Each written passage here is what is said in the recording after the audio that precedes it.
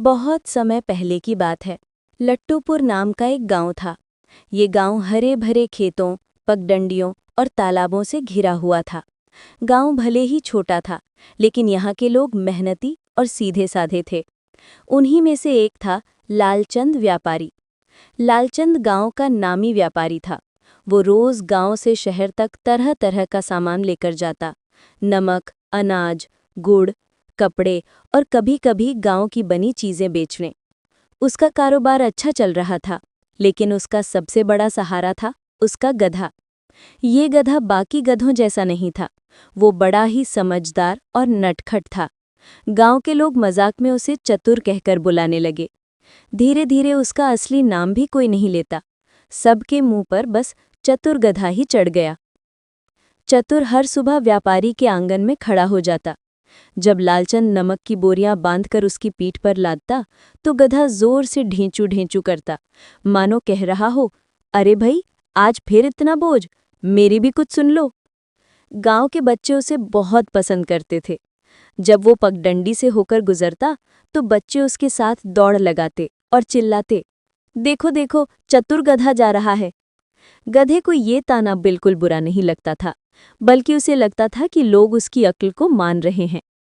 गांव से शहर जाने के रास्ते में एक पुराना लकड़ी का पुल था। पुल के नीचे नदी बहती थी।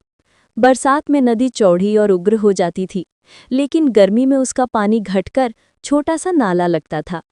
एक दिन ऐसा हुआ कि गधा नमक की भारी बोरियां लादकर चल रहा था। गर्मी का मौसम था, पसीना टपक रहा था और बोझ बहुत ज्यादा लग रहा था। जैसे ही वो पुल पर पहुंचा, उसका पैर फिसल गया और वो सीधे नदी में जा गिरा। लालचंद घबराकर चिल्लाया, अरे ओ चतुर, क्या कर दिया तूने? लेकिन जब गधा नदी से बाहर निकला, तो उसकी पीठ पर रखी नमक की बोरियां आधी रह गईं। पानी में नमक घुल गया था। गधा हक्का बक्का था, पर भीतर ही भीतर खुश हो गया। उसने सोचा, वाह, ये तो कमाल हो गया। गिरने से बोझ हल्का हो गया। क्यों ना ये खेल रोज खेला जाए? अगले दिन फिर वही हुआ। गधे ने जानबूझकर पुल पर कदम डगमगाए और नदी में धड़ाम से जा गिरा। लालचंद परेशान हो गया। हे भगवान, ये गधा इतना अनाड़ी कैसे हो गया? रोज क्यों गिरता है? लेकिन गधे के चेहरे पर अजीब सी शांति थी। बोझ हल्का हो चुका था और अब सफर आसान लग रहा था। दिन बीतते गए। गधा रोज नदी में गिरता और बोझ हल्का कर लेता। गांव के लोग हैरान थे कि पहले जिस गधे को भारी बोझ से हाँफते देखा जाता था, अब वो बहुत आराम से शहर तक जाता है। गांव के बच्चे कहने लगे, देखो देखो, चतुर गधा और भी चतुर हो गया है। गधा अपने मन ही मन हंसता और सोचता, मूर्ख इंसान सोचते हैं कि गधा अक्ल से खाली होता है। अब देखो, मैं कैसे रोज अपनी मेहनत आधी कर लेता हूँ। कई दिनों तक यही चलता रहा। गधा रोज पुल पर गिरता, नमक घुल जाता और बोझ आधा रह जाता। लालचंद व्यापारी अब समझ गया था कि इसमें कोई गड़बड़ है। उसने सोचा, यह गधा पहले कभी नहीं गिरता था, अब रोज पुल पर ही क्यों फिसलता है? जरूर इसमें कोई चालाकी है। एक दिन उसने गधे पर बोरियां कसकर बांधी और थोड़ा पीछे हटकर ध्यान से उसे देखने लगा। जैसे ही पुल आया, गधे ने आंखें घुमाई, पैर डगमगाए और बड़ी सफाई से नदी में धप से गिर गया। लालचंद ने माथा पकड़ लिया और बोला, अरे बाप रे, ये तो जानबूझकर गिर रहा है। सचमुच ये चतुर गधा है, लेकिन अब इसे सबक सिखाना पड़ेगा। अगले दिन लालचंद ने नमक की जगह रुई की बोरियां गधे पर लादी। गधा हमेशा की तरह मुस्कुराया, गधे की अपनी अदा में, और मन ही मन बोला, आज तो फिर मजा आएगा। आधा बोझ गायब और मैं मस्त मस्त। रास्ते में जब पुल आया, गधे ने वही पुरानी चाल चली और नदी में छलांग लगा दी। लेकिन जैसे ही वो बाहर निकला, उसने महसूस किया कि उसके पीठ का बोझ हल्का नहीं हुआ, बल्कि दोगुना भारी हो गया है। रुई ने पानी सोख लिया था और बोरियां गीली होकर बेहद भारी हो गई थीं। गधा हाँफने लगा, उसके पैर कांपने लगे। वो मुश्किल से एक एक कदम बढ़ा पा रहा था। किसी तरह वो गांव पहुंचा। लोग उसे देखकर हैरान रह गए। पहले तो वे रोज देखते थे कि चतुर गधा बड़ी आसानी से लौट आता है। आज वो पसीने से तर, जीभ बाहर निकाले, थकान से चूर लौट रहा था। गांव के बच्चे हंसकर चिल्लाने लगे, देखो देखो, चतुर गधा आज बेजार हो गया।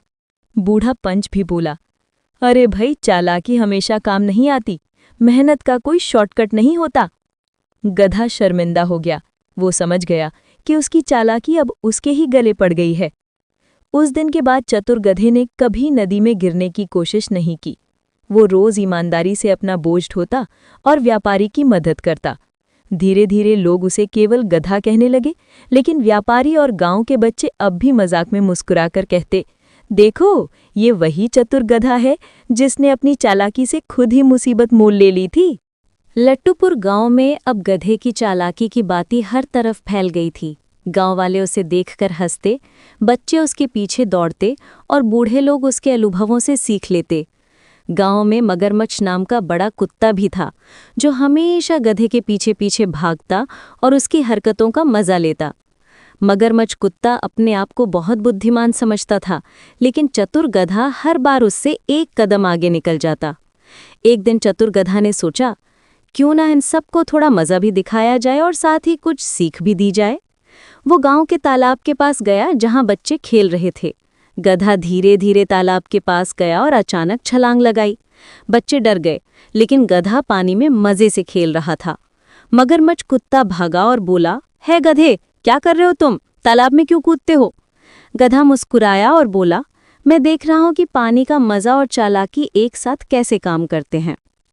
लालचंद व्यापारी अब गधे की चालाकी से बहुत प्रभावित था, लेकिन उसे डर भी था कि कहीं गधा फिर से उसे धोखा न दे। उसने सोचा, इस बार मैं गधे को पूरी तरह सबक सिखाऊंगा। वो गांव में पहुंचा और गधे के लिए नई बोरियां तैयार की, इस बार हल्की लेकिन बहुत फिसलन वाली, ताकि गधा फिर से पुल पर फिसल जाए। गधा जैसे ही बोझ उठाने लगा, उसने कुछ अजीब महसूस किया। बोझ हल्का था, पर हाथ पैर फिसल रहे थे। गधा मुस्कुराया और मन ही मन बोला, चलो देखता हूं व्यापारी की चाल। गधा पुल के पास पहुंचते पहुंचते रुक गया। उसने बोरियों को थोड़ा झटक कर सीधा किया और धीरे धीरे पुल पार करना शुरू किया। बच्चे और गांव वाले खड़े होकर देख रहे थे। कुछ लोग घबराए कि गधा फिर गिर सकता है, लेकिन गधे ने बहुत ही बुद्धिमानी से कदम रखा। पुल पार करने के बाद उसने सबको दिखा दिया कि चालाकी केवल मूर्खता से काम नहीं आती, बल्कि समझदारी और धैर्य के साथ इस्तेमाल करने पर ही फायदेमंद होती है। लालचंद व्यापारी ने गधे को देखकर मुस्कुराया। सच में ये गधा किसी से कम नहीं है। अब मैं इसे और सीख देने के बजाय इसकी बुद्धिमानी की कद्र करूंगा। गधे की बुद्धिमानी की कहानी सुनकर गांव वाले एक छोटा उत्सव करने लगे। बच्चों ने गधे के लिए फूल और हरी घास का ताज बनाया। गधा भी खुश था। वो अब न केवल मेहनत करता, बल्कि अपनी समझदारी और चालाकी से सभी को खुश करता। बूढ़ा पंच बोला, देखो बच्चों, ये गधा सिर्फ चालाक नहीं बल्कि समझदार भी है। हमें अपनी मेहनत और समझदारी दोनों से काम लेना चाहिए। गधा तालाब के पास गया और सभी को देखकर खुशी खुशी हंसा। उसकी आंखों में अब केवल मजाक नहीं, बल्कि सीख देने वाली चमक भी थी। कहानी की अंतिम सीख। पहला, चालाकी अगर समझदारी के साथ न हो तो मुसीबत ला सकती है। दूसरा, मेहनत और ईमानदारी ही सबसे मजबूत रास्ता है। तीसरा, कभी-कभी मुश्किल रास्ते ही हमें बुद्धिमानी सिखाते हैं। चौथा, मज़ा और सीख हमेशा साथ साथ चल सकते हैं, बस सही समय और तरीका चुनना ज़रूरी है। आप सबको हमारी कहानी अच्छी लगी तो सब्सक्राइब, कमेंट, शेयर, लाइक करें। हमें सपोर्ट करें, हम आपके लिए और भी अच्छी अच्छी कहानियाँ लेकर आते रहेंगे। शुक्रिया।